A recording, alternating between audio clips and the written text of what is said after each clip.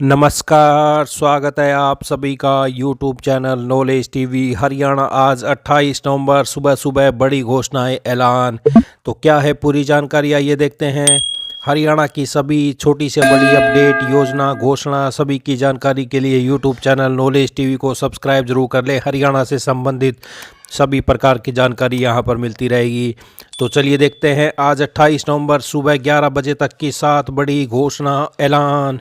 हरियाणा सरकार ने सीईटी पास उम्मीदवारों को 9,000 रुपये मासिक 2 साल तक स्टाइपेंड देने की योजना पर मंथन शुरू कर दिया है। तो मुख्यमंत्री नायब सैनी ने भी कहा था कि इसकी योजना बनाई जाएगी। अब मुख्यमंत्री के मुख्य प्रधान सचिव, मुख्य सचिव, मानव संसाधन विभाग के प्रधान सचिव और अन्य अधिकारियों की बुधवार को हुई बैठक में हरियाणा कौशल रोजगार निगम को कहा गया कि वह इसकी योजना बनाए। अभी जो मंथन हुआ है उसके अनुसार जिन सीईटी पास उम्मीदवारों को सरकारी नौकरी नहीं मिल पाई है उन्हें 9,000 रुपये मासिक स्टाइपेंड देने के बदले काम कराया जाएगा। यानी सरकार अगर 9,000 रुपये देगी तो उनसे काम भी लेगी। हालांकि सरकार ने सक्षम युवा योजना भी इसी तर्ज पर पहले चला रखी है।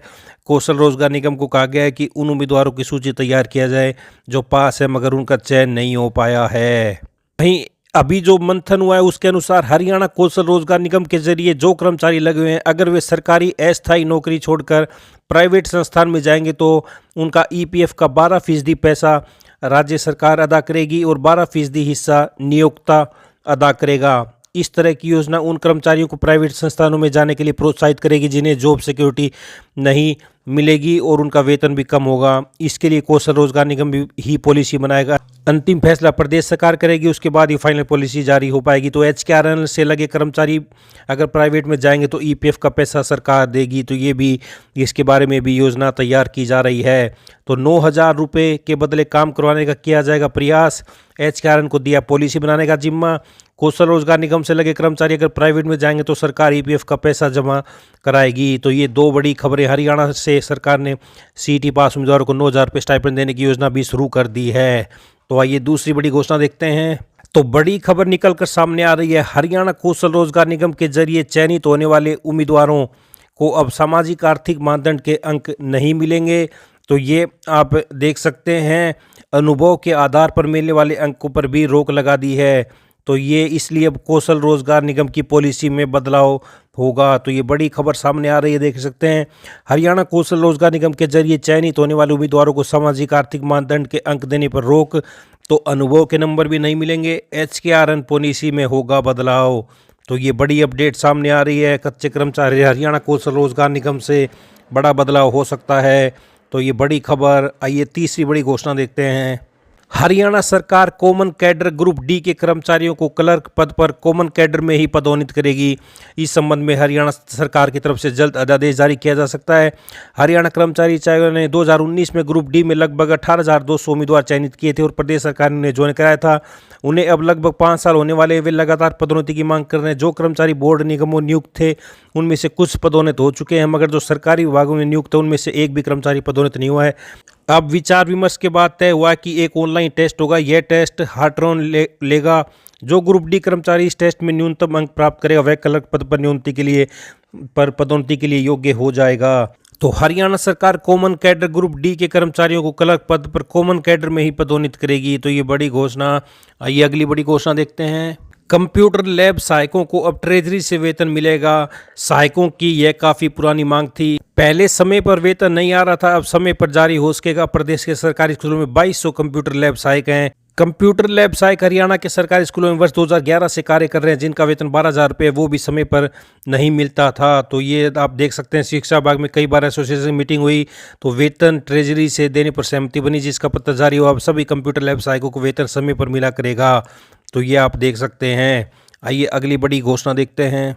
केंद्र सरकार के कर्मचारियों और सेवानिवृत्त कर्मचारियों की तर्ज पर अब हरियाणा में भी 5वें और 6ठे वेतन आयोग के अनुसार वेतन पेंशन ले रहे सरकारी कर्मचारियों और पेंशनर्स को ज़्यादा महंगाई भत्ता यानी डीए मिलेगा।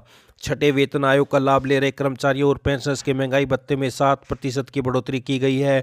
इन्हें अब 239 के बजाय 246% डीए मिलेगा। इसी तरह 5वें वेतन आयोग के अनुसार वेतन ले रहे कर्मचारियों और पेंशनर्स का डीए 12% बढ़ा है। इन्हें अब 443 के बजाय 455% महंगाई भत्ता मिलेगा। केंद्र सरकार ने विगत 15 नवंबर को 5वें और 6वें वेतन आयोग के कर्मचारियों का डीए बढ़ाया था। इसका अनुसरण करते हुए हरियाणा में भी वित्त विभाग के अतिरिक्त मुख्य सचिव ने महंगाई भत्ता बढ़ाने के आदेश जारी कर दिए हैं। बढ़ा हुआ महंगाई भत्ता 1 जुलाई 2024 से लागू होगा।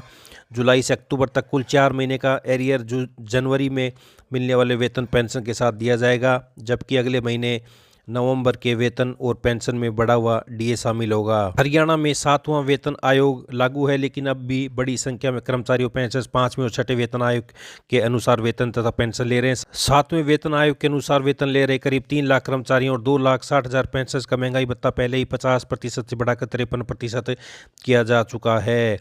तो 5वें 6वें वेतन आयोग के अनुसार वेतन पेंशन ले रहे कर्मचारियों पेंशनर्स का महंगाई भत्ता बढ़ा। बड़ी खबर, बड़ी खुशखबरी। आइए अगली बड़ी घोषणा देखते हैं। इंटरनेट और स्मार्टफोन के बढ़ते चलन के साथ कई तरह के खतरे भी सामने आए हैं, तो आप ये देख सकते हैं। इसे देखते हुए भारतीय दूरसंचार नियामक प्राधिकरण ट्राई ने हाल में ही लोगों को धोखाधड़ी और ऑनलाइन धोखाधड़ी से बचाने के लिए कई उपाय किए हैं। यह ध्यान रखना महत्वपूर्ण है कि यदि जियो, एयरटेल, वोडाफोन, बीएसएनएल 1 दिसंबर से इन ट्रेसेबिलिटी उपायों को लागू करना शुरू करते हैं तो ओटीपी संदेशों में देरी हो सकती है। यदि आप बैंकिंग या आरक्षण बुकिंग जैसी गतिविधियों में लगे हुए हैं तो आपको अपने ओटीपी के लिए अधिक समय तक इंतजार करना पड़ सकता है, यानी अब ओटीपी देर से मिला करेंगे।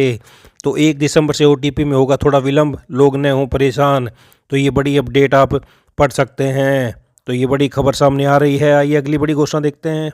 हरियाणा मुक्त विद्यालय की 10वीं 12वीं परीक्षा मार्च 2025 सीटीपी, ओसीटीपी, रीअपियर, अतिरिक्त विषय, आंशिक अंक सुधार, पूर्ण विषय अंक सुधार कैटेगरी के लिए ऑनलाइन फॉर्म भरने के लिए बोर्ड की आधिकारिक वेबसाइट पर 2 दिसंबर से ऑनलाइन आवेदन कर सकते हैं। तो वहीं 10वीं और 12वीं की मार्च 2025 परीक्षा के लिए ऑनलाइन आवेदन की तिथि बढ़ा दी है। तो ये अब 27 नवंबर से बढ़ाकर 3 दिसंबर तक कर दी है। तो ये आप देख सकते हैं। हरियाणा विद्यालय शिक्षा बोर्ड की ओर से संबंधित कराई जाने वाली 10वीं 12वीं नियमित गुरुकुल विद्यापीठ पूर्व मध्यम सह माध्यमिक और उत्तर मध्यम सह वरिष्ठ माध्यमिक वार्षिक परीक्षा मार्च 2025 के लिए बिना विलंब शुल्क ऑनलाइन आवेदन करने की तिथि 27 नवंबर से बढ़ाकर 3 दिसंबर कर दी है। तो ये आप देख सकते हैं। आइए अगली बड़ी घोषणा देखते हैं। तो जिले के राजकीय प्राथमिक विद्यालयों के छात्रों के शैक्षिक बौद्धिक स्तर पर शिक्षा परिणाम में सुधार के लिए शिक्षा अधिकारी प्रत्येक महीने विद्यालयों का निरीक्षण करेंगे। निरीक्षण के दौरान अधिकारी अध्यापकों को पढ़ाने के तरीके, बच्चों का बौद्धिक स्तर, पठन शैली आदि की जांच कर इसकी रिपोर्ट निपुण मिशन की मेंटर व मॉनिटर ऐप पर अपलोड करेंगे। साथ ही निरीक्षक को यह रिपोर्ट विद्यालय के रजिस्टर में दर्ज करनी होगी। तो ये आप देख सकते हैं। विद्यालयों की निगरानी अब ऐप के माध्यम से करने के निर्देश। रिपोर्ट निपुण मिशन की मेंटर व मॉनिटर ऐप पर करनी होगी अपलोड। तो अलग अलग शिक्षा अधिकारी जिले के राजकीय प्राथमिक विद्यालयों का हर महीने निरीक्षण करेंगे। विद्यालय पहुंचते ही निरीक्षण को ऐप पर सेल्फी लेनी होगी। यह ऐप बिना जीपीएस ऑन शुरू नहीं होगी।